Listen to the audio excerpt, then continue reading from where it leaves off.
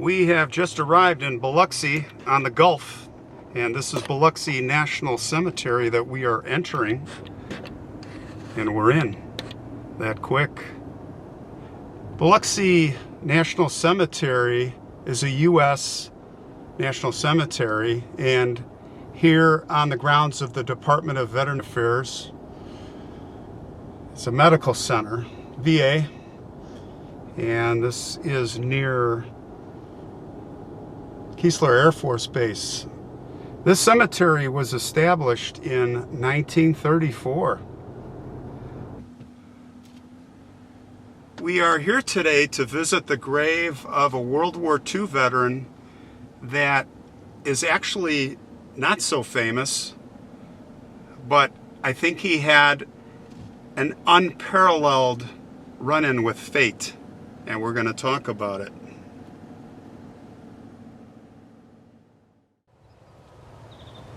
Well, I'm a World War II buff, and this one I am particularly excited about. And we're going back to World War II, and as I mentioned, this man had destiny wrapped up in the palm of his hand. It's a really interesting story, and not a lot of people talk about him. So come on with me.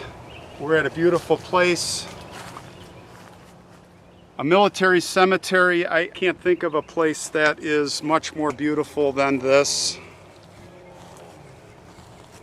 The gravestones, the way they're all lined up for the veterans, all that served, some that died in action, many that died of old age. They're all here together.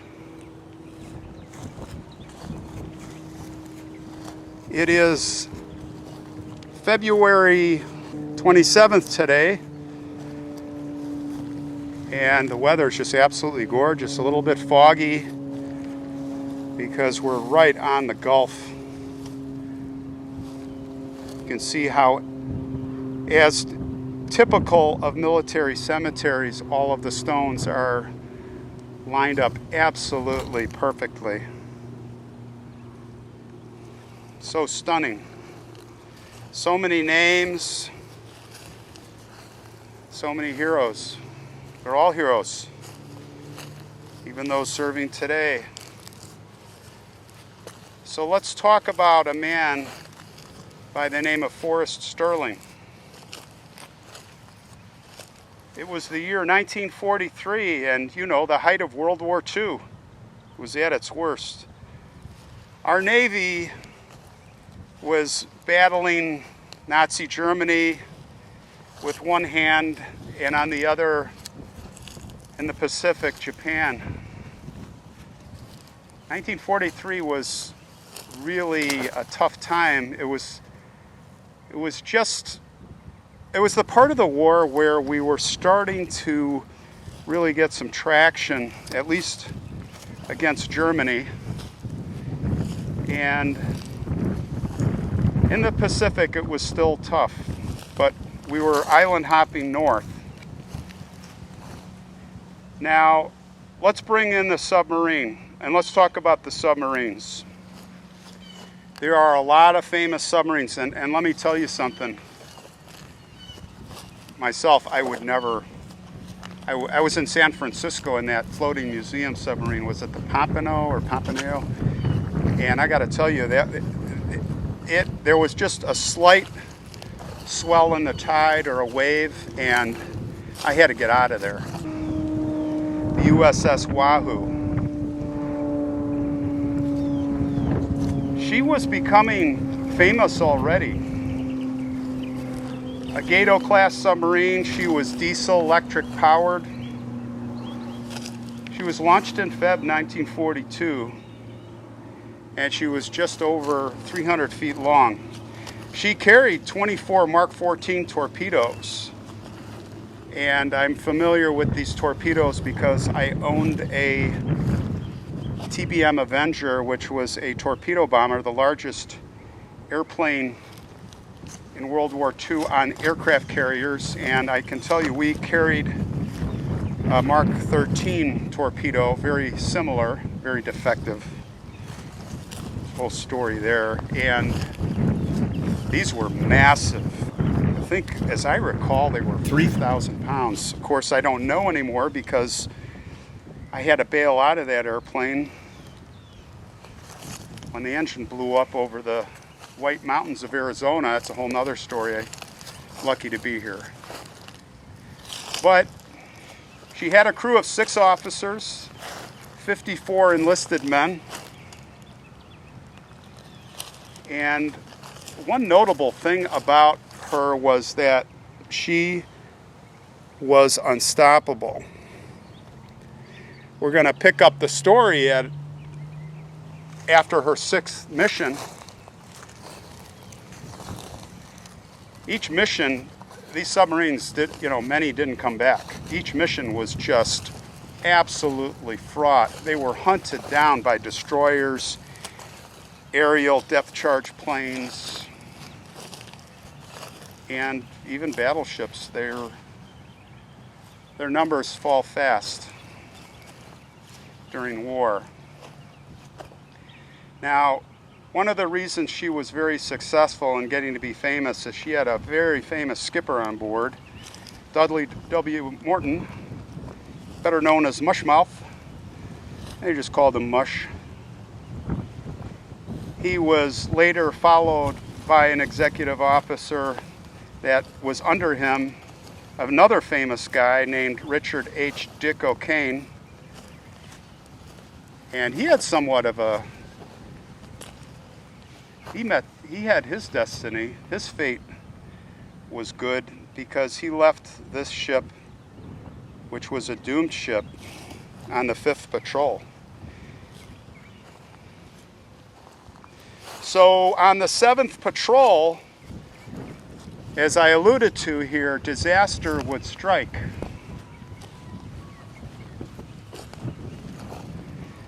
It was believed that on October 11th, and nobody knows the exact time or dates, but with checking after the war and Japanese records and testimony of pilots, and they kind of narrowed it down that she was sunk as she was exiting Soya Strait, Japan, by an anti-submarine aircraft.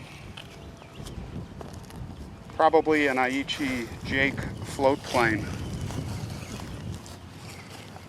Now, I don't know if you guys know, but in World War II, Navy flyers and also Marine flyers and Army flyers, the Japanese planes had nicknames. Of course, we'll start with the Zero, Mitsubishi. And we had the bomber that was called the Betty, and we had all kinds of names for all kinds of planes. They had a name like that for every single airplane. So it was a float plane, which is interesting for me as I am a seaplane pilot, my hobby, for over 20 years. Flew expeditions, and it's interesting that it was a seaplane that sunk the Wahoo.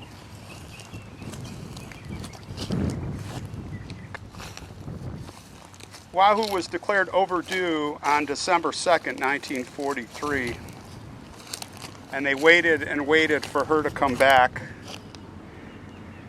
She never returned. So on December 6, 1943, just after a year, they had her name stricken from the Naval Vessel Register, which basically means they declared her dead and her crew.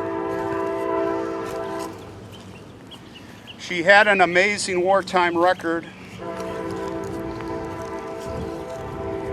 She sank 19 enemy ships at a sum of about 60,000 tons. That's a lot, guys. And she earned 6 battle stars for her World War II service. So she went down in history as one of the most famous subs of World War II. Sadly, its fate was confirmed 62 years later.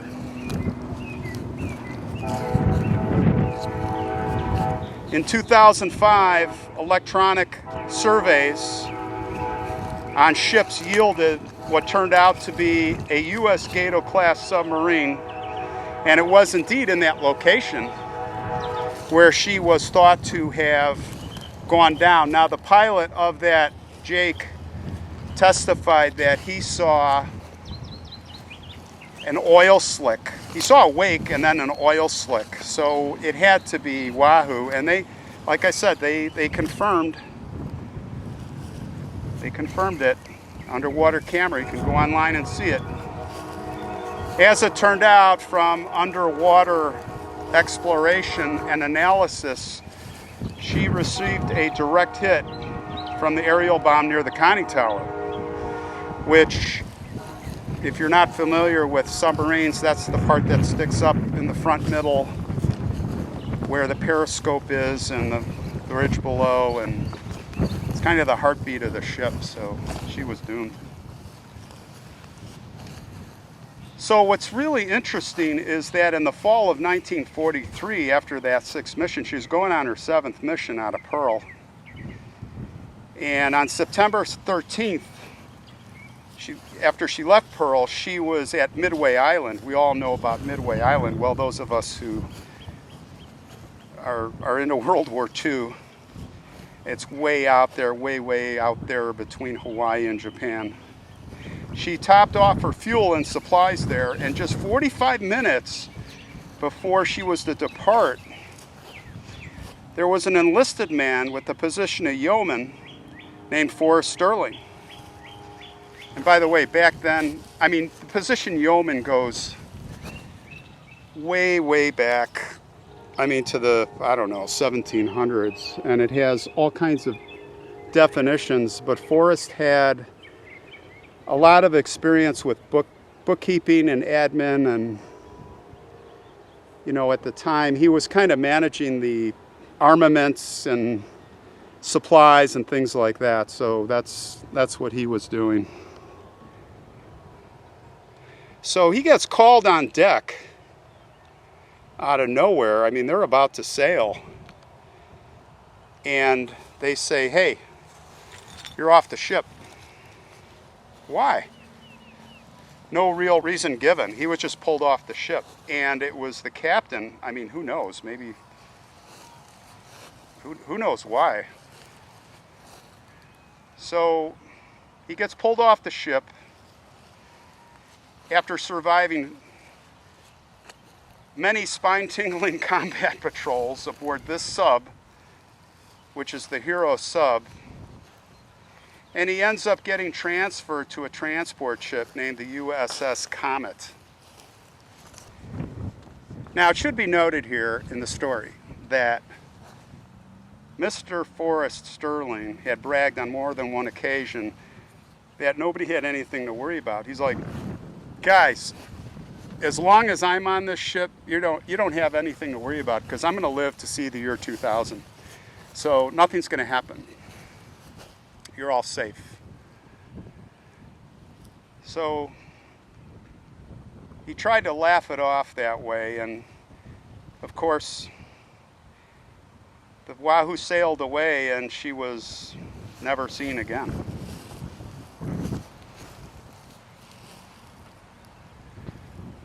Forrest Sterling's grave is right around here.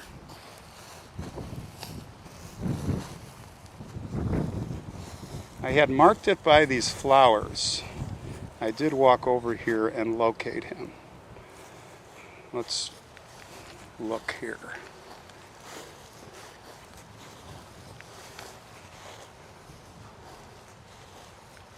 Here he is.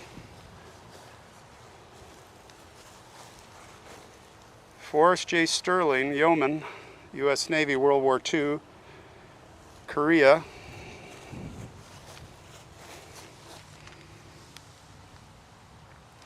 May 17th, 1911, birth, death May 22nd, 2002. submarine service. So let's talk about Forrest. I'll give you a little background on who he was before entering service. He was a native of Trenton, Missouri, and the son of a coal miner. He was a quiet guy. He's hardworking, hard drinking, and he'd earn a buck any way he could. Washing dishes, selling newspapers, bookkeeping, and stock clerking. I mean, that's how he got the position of yeoman, all that admin and bookkeeping. He joined the Navy on his 19th birthday, June 4th, 1930. So he started way before World War II. He said in a way he was tricked by his buddy. He goes, come on, let's go to the recruiting office. So they go together, and his buddy backs out right there on the spot. But he went ahead and signed the papers, and his life was changed, as they all are. When he was on patrols, there was one time he said, it was an interesting quote, that he was leaning his back against the forward bulkhead, and he started wondering if a depth charge would transfer its shock wave through the hull of the submarine. Might not be as powerful enough to break a man's back. He was weighing that back and forth. He thought, the thought made him uneasy, and he moved out to the end of the bench away from the partition. I can't even imagine sitting there in that big metal tube, 200 to 300 feet underwater. By the way, he wrote an amazing book called Wake of the Wahoo. It's a great book. I'll put the link in. I'm not doing any of that kind of stuff. It's just for convenience, I'll give you the link. But there is another story about him where after his wife Marie died in 1989, she died at 86, and he had applied for residency at the Naval Home, I think here. Yeah, they had no children, and Sterling was an only child, so really had no family left. And he said, when I arrived in San Francisco aboard the Wahoo from Australia in June 1943, I called Marie in Los Angeles, where she was a telephone operator, and I asked her, how would you like to get married? And she said, I'll be on the next plane. So it was sad because in his epilogue, if you get the book, you'll read, it says, at midnight, January 1st, 2000, in keeping with my predictions to my Wahoo shipmates, I expect to hoist a few beers and say to them, sorry, fellows, I should have been with you. He said, I can never understand why Captain Morton changed his mind. Why did he transfer me at the last moment? He said, my spirit has been with you all these years. To those brave comrades, those brave shipmates that he had that went down and are now in the steel graveyard. I saw you straight. So, as you can surmise, Forrest lived to see the year 2000. He died a couple years later at 91. So I thought this was a great story. There's something about World War II that, I don't know, I can't get enough of that history, but it's powerful. And you look across here at all of these brave people, it's mind-boggling. It really is mind-boggling. And there are many cemeteries like this.